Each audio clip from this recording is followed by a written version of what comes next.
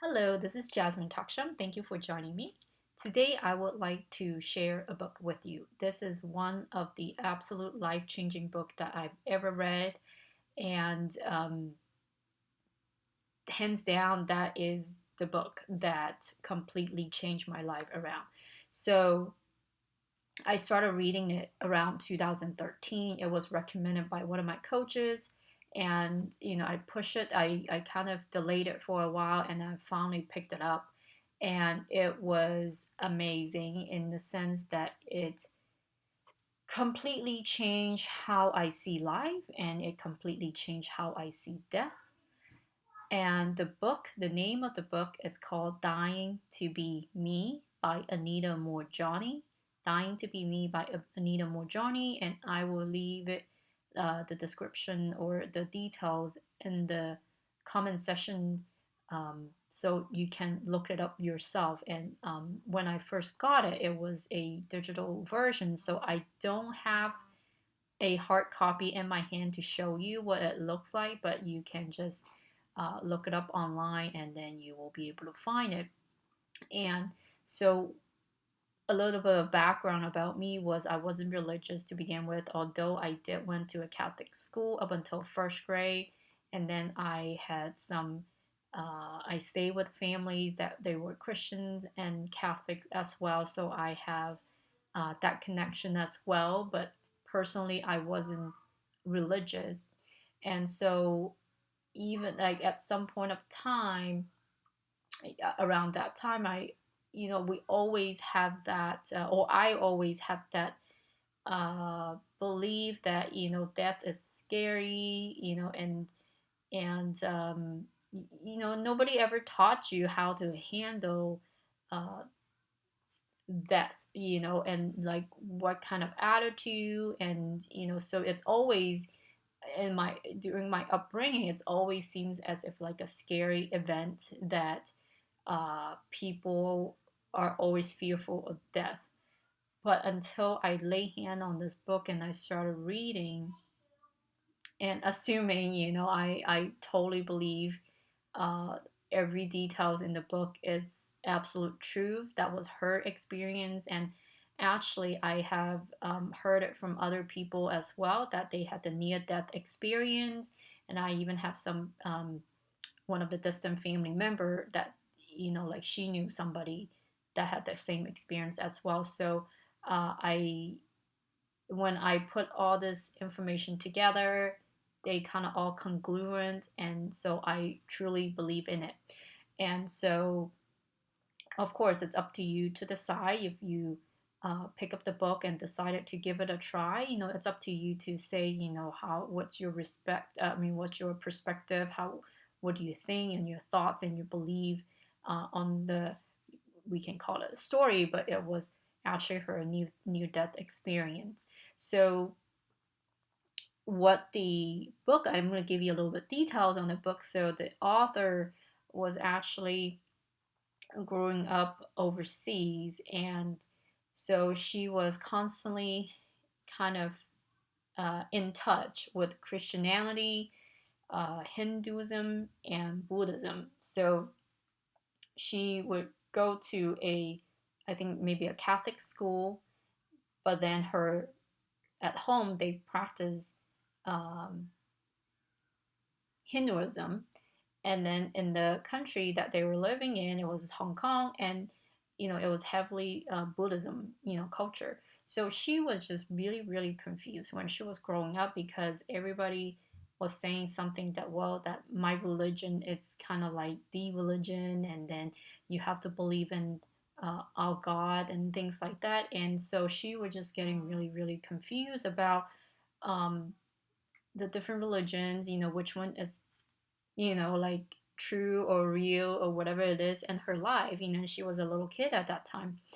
And at the same time, her own culture uh, never really encouraged women to pursue their dreams or their heart's desire. It's always about getting married early, early on, and probably early 20s, and have children. That was the job, according to the culture. And so she was heavily, being influenced in that. And then her father, her parents, and especially her father, really wanted to emphasize that. And so when it comes time for her to, after high school, like she wanted to go to college, and she was not allowed to. And I kind of forgot the details whether she did or not. I think she might have, but she also insisted on getting a job instead of getting married at that time. So it was a huge, huge, fight, against your family, to be able to really just follow your heart and your dreams, like what you felt like, how you want to spend your life, right? And so slowly, like she's dying on the inside, and of course all this, what I'm telling you, it's my perspective and my um, what I get out of the book. The details could be a little bit off because it's been quite a few years since I read it. So, but it just, the meaning, after thought, and what the book was trying to show me, it just the theme and then the story behind it, the meaning, are just really strong. So she's slowly dying on the inside, and then eventually she developed cancer. And I did not know the age, but I felt like she was pretty young, maybe in her 30s or so, or late 20s, 30s. And it was quite a struggle. She had to deal with it for quite a few years. And eventually she actually passed over to the other realm because she was pronounced dead, for maybe a few minutes or so. And then she actually crossed over to the other realm. And then she was able to meet her father. And she, this is the part that it's really capturing me. When she said it was so blissful when she crossed over, that she didn't want to come back to her body. She was like, it's so blissful and I'm so peaceful. And I felt like, it was just loved, and all the unconditional love and all that, serenity and all the things, and um, that she just wanted to keep on going, keep on moving forward, her path, on the other realm. But then she met her father, and then she was told that, if you keep going, that you can never go back. And at the end, she decided to come back to her human body. It was because she had a message for people. Like she really liked to share this message, her near-death experience message, for the humanity or whoever that resonated with it. So, so that was the part that really captured me. I was like, oh, you know what? Death is not scary. It's just how we human painted it and pictured it, and our interpretation. It's really, really scary because, thinking that we have to leave this 3D body, I guess it's a really scary and threatening thought. And so everything that was being portrayed and talked about, a lot of times, at least in the environment that I was growing up, I'm sure it's not for everybody. It's always scary. And when you look at the funeral scene and all the stuff, it's sad, and and just really, really scary as a little kid to be seeing that on TV, on the shows. So that's the image that I have. But until I read her book, Anita's book, I was like, wow, actually death is, you keep on living and your consciousness never die. And then she even said that when she can see, she can hear all this conversation, even it's like down the hallway between the family members and the doctors, and she can just hear all the conversation. She know exactly, how, like every single thing that happens, in the hospital, about her. Like she's aware of it. And like she basically, the consciousness is everywhere. She can hear all the conversations. She know exactly what they were talking about. And even though she was pronounced dead, and so, but then she decided to come back to life, and she decided she has a message to bring back. And the message was really, if it doesn't have to be this battle, uh, when we're in this body on earth, it's a lot of times it's the human's interpretation that you have to do this, you have to do that, you have to follow this culture, you have to follow this tradition, and all this misunderstanding or the differences between different cultures and religions, and then how you can find balance. And the miracle that happened to her was that after she came back, so her heart was beating again and she was alive. And actually, I might not remember the days correctly, but it was like her cancer completely went away in a matter of like 5 days or 7 days. It was like a miracle. And I know that the hospital that she was at, that she actually died and come back, was a very is a very prestigious hospital in Hong Kong, because I'm from there and I actually gave birth there. So I know, so it makes the book that much more interesting because I know everything that she was describing, the scene and then the culture and then the noise around. It's my hometown, so I know it. So it just extra familiar. It feels very close to my heart and all that stuff. And so she said like it was like a medical miracle, and then the doctors could not believe her cancer completely went away. And her experience and her lesson was that she's meant to live a life that she can honor herself and her desire and really love herself unconditionally. And I believe, hopefully uh, my interpretation is correct. Is that like she mentioned a lot about the unconditional love, that it felt so blissful, and it was because of the conflict that was within her, due to the culture and religion, living in a what do you call it? It's like you were not living in your own culture, like maybe I guess like living in a culture that's not your family background. That just create a lot of conflict. Like she didn't know how to handle it, and then she felt like she was being torn, many different ways, and couldn't really love herself because of all this conflict inside of her, all this misunderstanding, all this like, I should do this, I should do that, and I can never honor my own belief and thoughts and desire. And I was a girl, and I'm not. I mean, there's so many things that she's not supposed to do, and there's only a few things that she's supposed to do, right? And she's this like big personality, but it was in this body of her, and that the culture of her and that family tradition of her that really kept her really really small. And and then she became smaller and smaller, and that's why she was dying on the inside.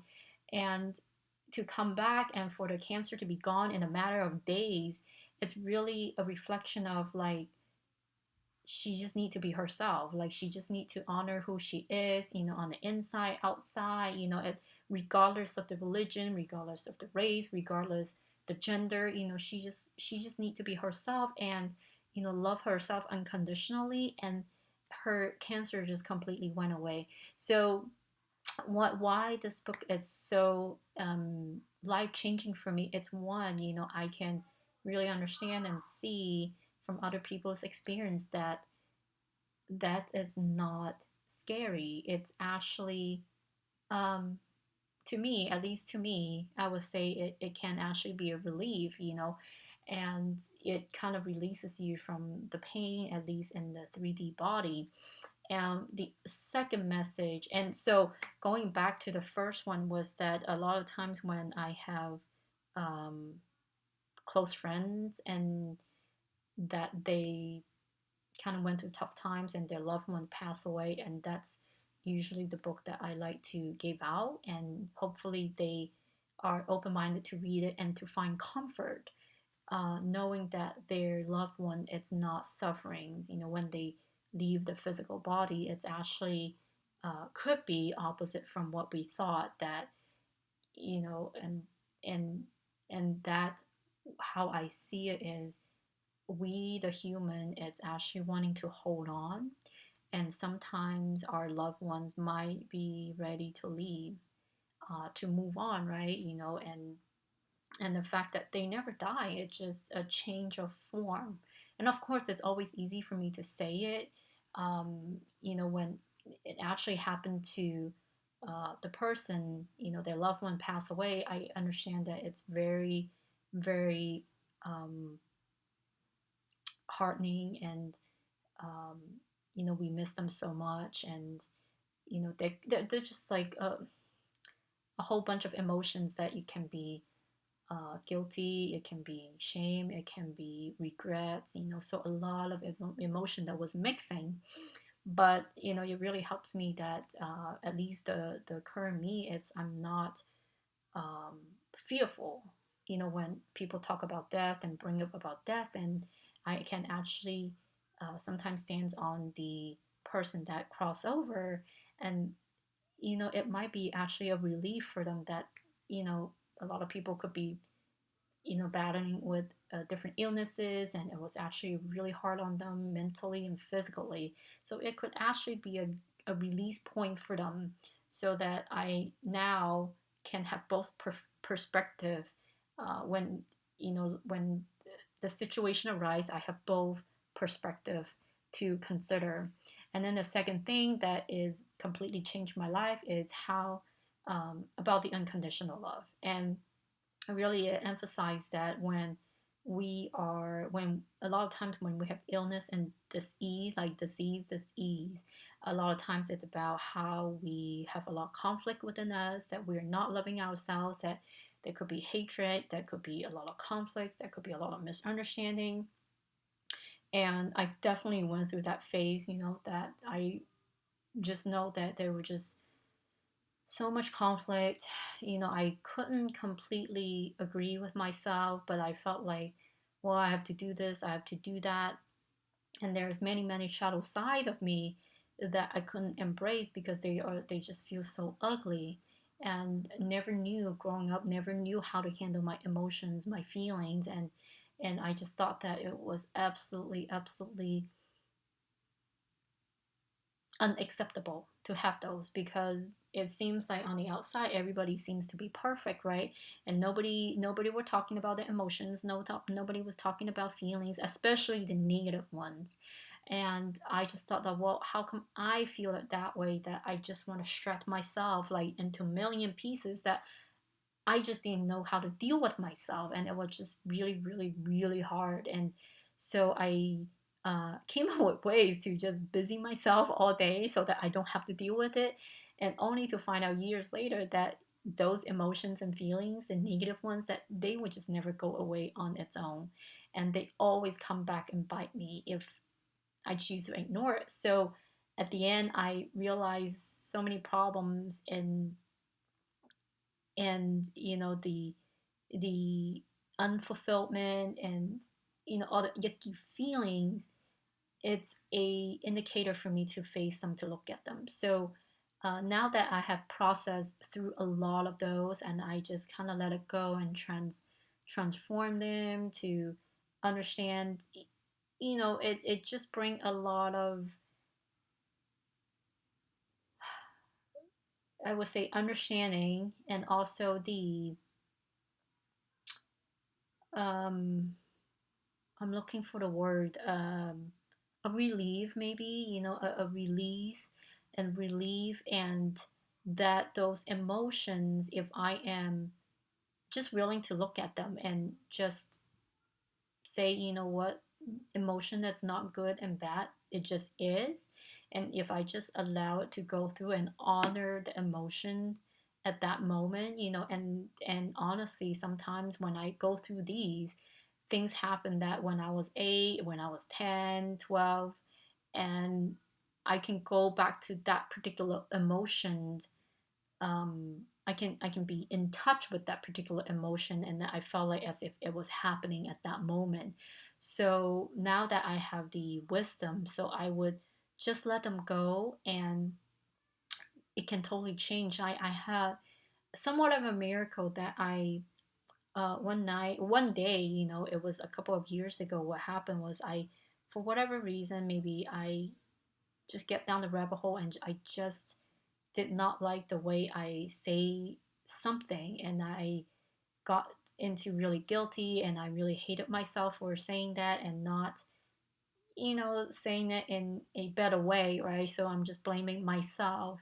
And to the point that I just really hating all that had happened. And I, that time, I guess I've gained quite a bit of wisdom and experience and knowledge, and that, you know what, I'm not pushing this feeling away. I'm just going to honor it. I believe it's there to show me something that something I like, there's something that I need to take care of. So I just allow it to be there. I said it's okay. You know what? I'm just going to go to bed early that night and just, rest and not focus so much on it. And oh my gosh, like such a miracle. The next morning, I remember so vividly. It was night and day. I was like so high. I cannot believe how I can get from such a low point the night before to such a high point the next morning. And it was like, oh, it really doesn't matter. I remember thinking it really doesn't matter what happened the night before or the day before, because now I have a brand new day to start all over again, to make it up, to do better. um, I just cannot believe the drastic change within, during that one night. And I think the credit goes to me allowing the emotion to be there to pass through my system, and just to honor that there is a function of that particular emotion.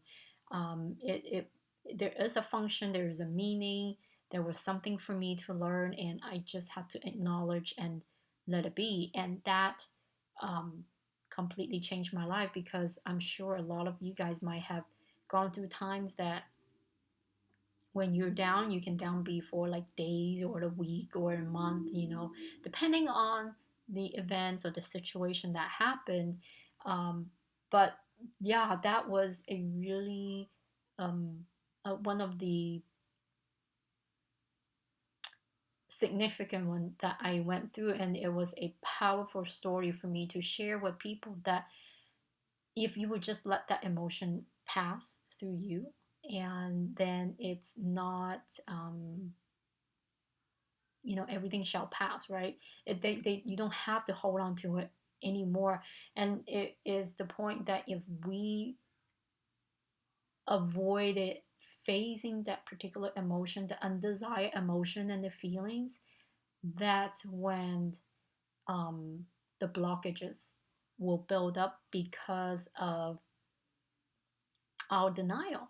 Because who to say, only the happy emotions are good, the joyful emotions are good, the feelings, emotions are emotion. There's no good and bad. It just is, because we are human. We have all these feelings and emotions and different events in life, and we are meant to feel them. And yeah, and so if you ignore them and avoid them, they're gonna be hiding at a corner, like a really dark corner. And then when you are the least unexpected, they come and bite you, and big time, big time.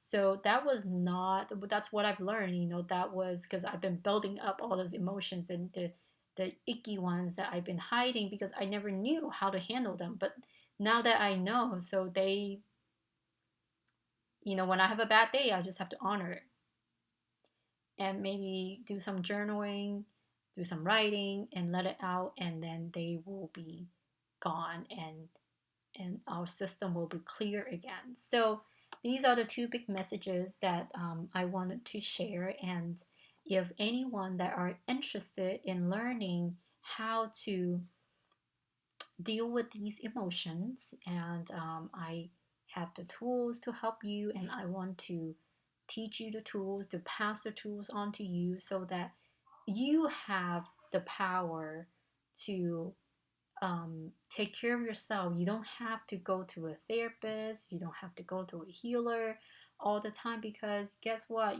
sometimes when you need them the most, it might be 2 a.m. in the morning and they're not available, right? So that's one of the things that I felt very disempowered, is because one, every time I talk to them, I have to pay them. And second, it's like, man, when I need it, I cannot talk to them. Or sometimes there's a waiting time, or, like, again, there's money issue, time issue, right? And I just wanted to be able to help myself when I need it. And who would be the better person to help yourself than you, right? So I uh, pick up that skills, and I really wanted to share with people that are resonating with it. And if you are interested, then reach out to me. So again, this is the book that I really love, and if you have read it, let me know what you think about it. And if you haven't, I wonder, I would love to hear your feedback once you get a chance to read it, or you get the book, or even they have it probably at the library, or online, ebooks, or you can even get a hard copy. So I am gonna leave you with that, and I can't wait to see and hear about your feedback. I will talk to you next time. Bye.